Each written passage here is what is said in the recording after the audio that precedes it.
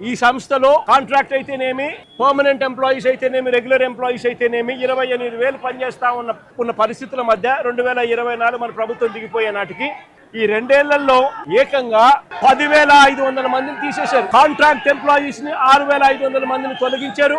VRS ప్రకటించి బలవంతంగా VRS తీసుకునేట్టుగా ఒత్తిడి తీసుకొస్తూ మరో 1,800 మందిని తప్పించారు. రిటైర్ అయిపోయిన వాళ్ళు మరో 2,500 మంది, దాదాపుగా 10,500 మందిని ఈ 2 ఏళ్లలోనే తొలగించడం జరిగింది, తీసేయడం జరిగింది. ఈ రకరకాల కారణాల వల్ల ఈ రోజు ఎంప్లాయీ స్ట్రెంత్ 16,000కు మాత్రమే పడిపోయి ఉన్న పరిస్థితులు. 4.5 నెలల జీతాలు పెండింగ్. జీతాలు ప్రొడక్షన్ లింక్డ్ జీతాలకు ముడిపెట్టారు.